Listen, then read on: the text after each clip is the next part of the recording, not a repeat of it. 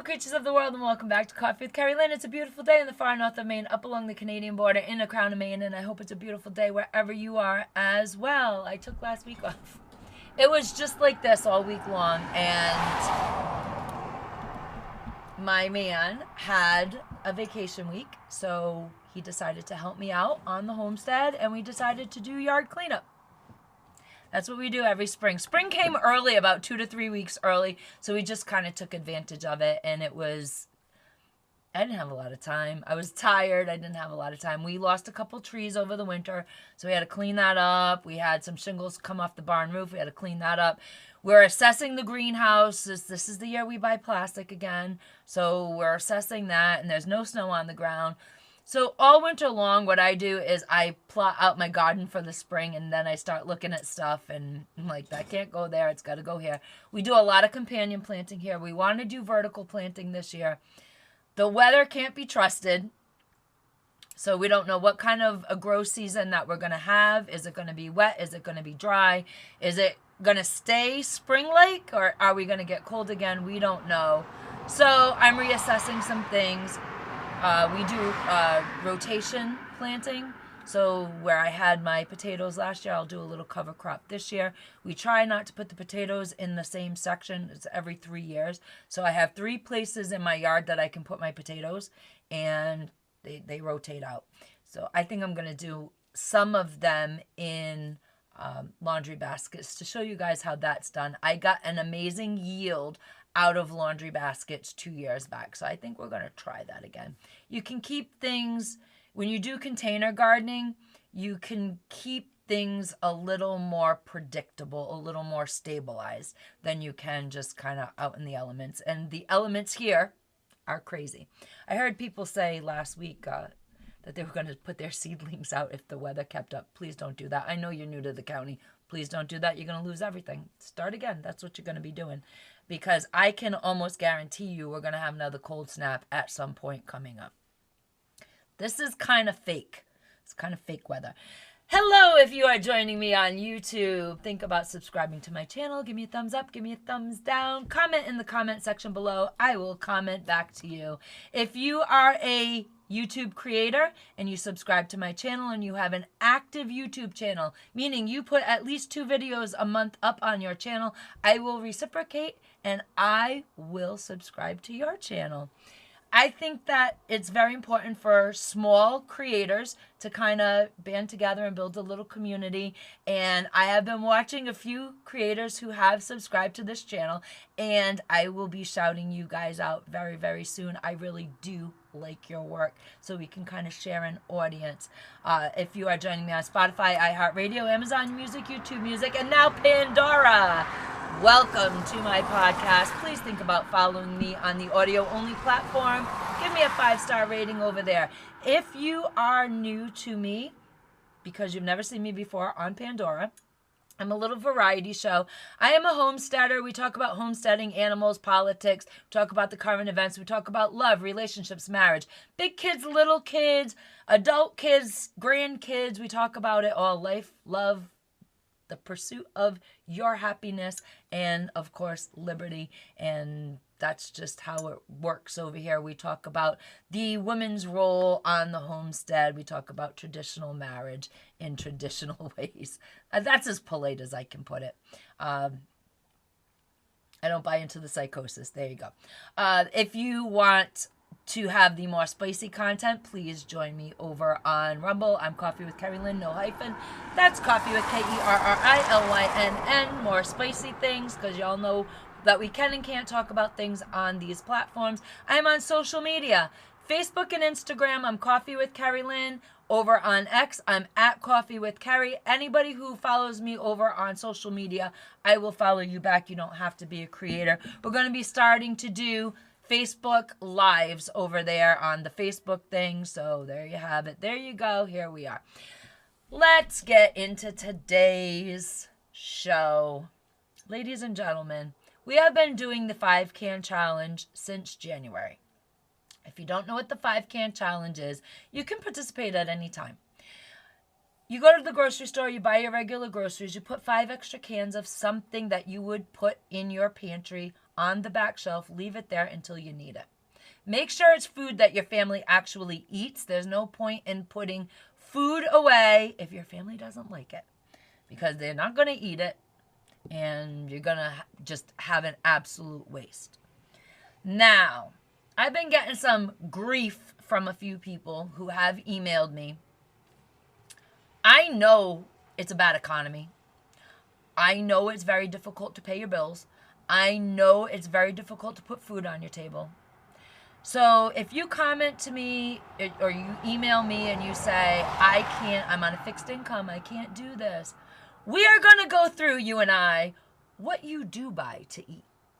And we are going to find somewhere on your grocery shopping list, item by item, we're going to go through your fruits, through your vegetables, through your meat selection, through your dairy selection.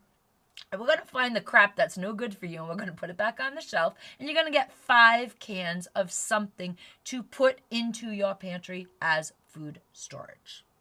Okay? And we are going to find these things, you and I, together. And you ain't going to like me after it. I'm very blunt and I'm very vocal. And when I see things like deli ham in your food basket, that's gone. That's gone. That's no good for you. Processed food is no good for you, but we really can't talk about that on these platforms. Chips. I find the chips. Every single time I find the chip and dip, that's going to go back on the shelf. 1 bag of chips is going to get you your 5 cans. Put it back on the shelf. It's made with seed oil. It's no good for you. It's ultra-processed stuff. You don't need that. It's what's making you sick, ladies and gentlemen. It's what's making you sluggish. It's what's making your stomach a mess. It's what's making the brain fog. Y'all eating garbage. And I will find the garbage on your list so that you can buy 5 wholesome cans of something that your family's going to eat, whether it's going to be canned meat or it's... I know. I do the same thing. Ooh. But it is a necessity, because when the power goes out, when the storm happens, when the markets aren't open because of a natural crisis, you're going to have food to feed your family. It may be full of sodium, but at least you're going to get a couple meals. We don't prep here for Armageddon. We're not prepping for the end of the world. I am a no fear channel. I know what's going on in the world. I know how it impacts me. I go to the store. I look at the slightly empty shelves, and I don't panic. I don't panic buy per se, as people call it, panic buying. I just know in my pantry where my holes are, and I fill them up. Sometimes I'll buy 3 or 4 cans of a canned ham.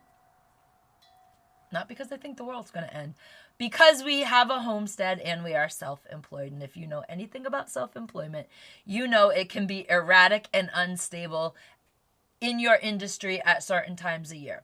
We, as far as our self-employment goes, a lot of times, especially around this time of year, we finish a job early and we're slated to start a job.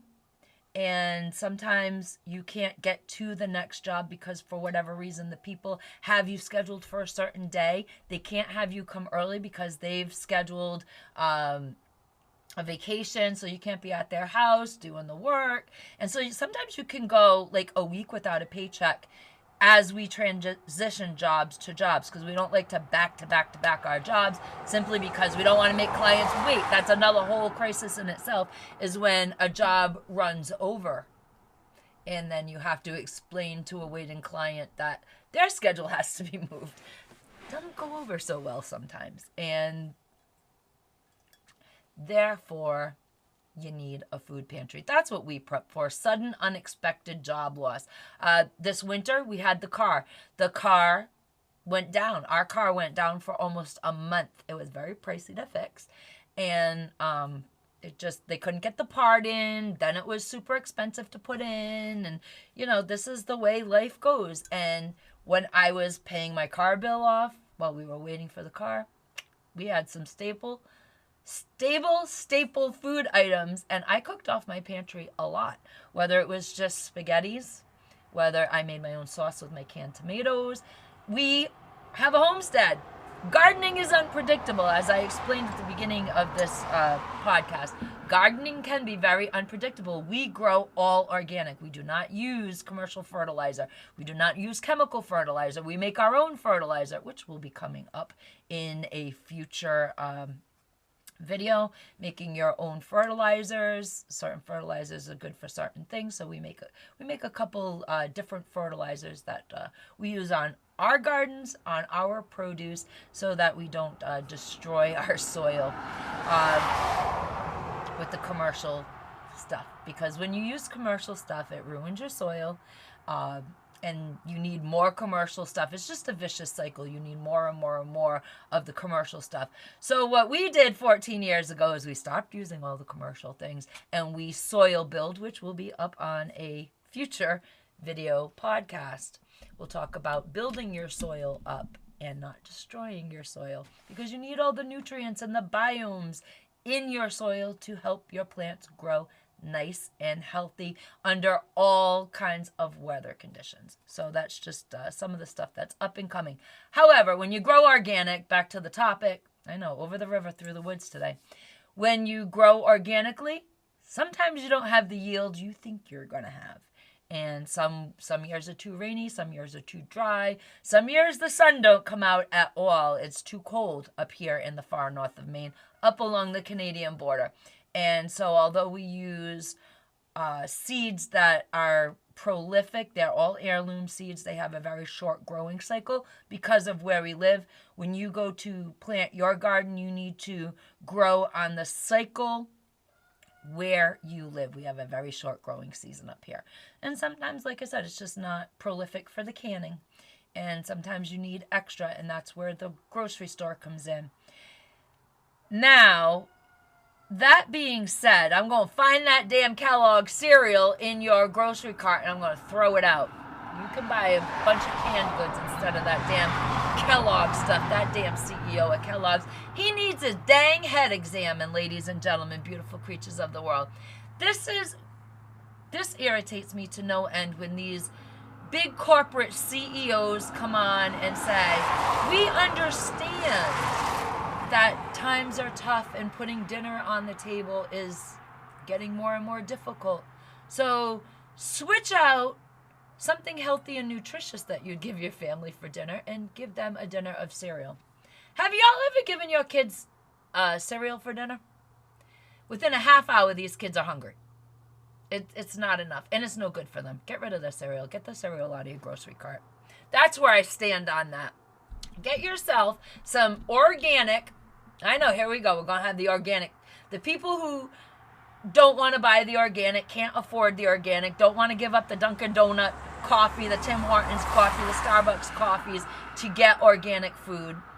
Do it, don't do it, I don't care. We eat 99% organic in our home because it's better for you. It doesn't have all the chemicals on it. It has stuff that's considered organic. So it does have some stuff, but the bulk of them nasty chemicals, the Roundup ain't in the wheat. The Roundup ain't in the oatmeal, in the oats. Get yourself some steel-cut Irish oats, organic. And if you want to give that to your kids for dinner, it's going to hold them longer than what Mr. Kellogg's CEO is telling you. Ladies and gentlemen, beautiful creatures of the world, it is disgusting, and it disgusts me how these big corporations give people advice to harm their diet. We all know the food pyramid was created to push garbage. What we do here on this channel, a lot of people in the world do not know that the food pyramid is not the healthiest thing in the world for you. And yet they follow it. They somehow think that putting margarine and Crisco in their bodies and seed oils in their bodies is much better than using butter and lard and coconut oil. We on the farm, we have olive oil. I use coconut oil and I use avocado oil. Those are the only oils I have on my farm, and mostly it's olive oil. And we eat butter. We eat butter. We eat Irish butter, ladies and gentlemen. And we eat organic. I do everything organic, everything the virgin oils, and we feel better. We feel better than people our age, our own counterparts. They're, frying shit in Crisco. Absolutely bad for you. I could never wrap my head around the fact that people think that putting chemicals in their body, food products made of chemicals in their body, was better than putting the actual fresh, whole product in their body. It just, it does not, it just doesn't make sense to me. It really doesn't make sense to me. And this Kellogg CEO, I mean, he really charged me up this week when he said to put the chicken on hold, moms, and give your family a box of Kellogg's cornflakes. Hey, do what you want. You do you. I'm going to do me. And if I think that something's screwy, I'm going to come on here and tell you. Ladies and gentlemen, beautiful creatures of the world, have whatever the hell you want for dinner. Give your kids cereal if you want. Personally, I wouldn't, but you do you, I'll do me. And carpe diem, because no one promised you a tomorrow.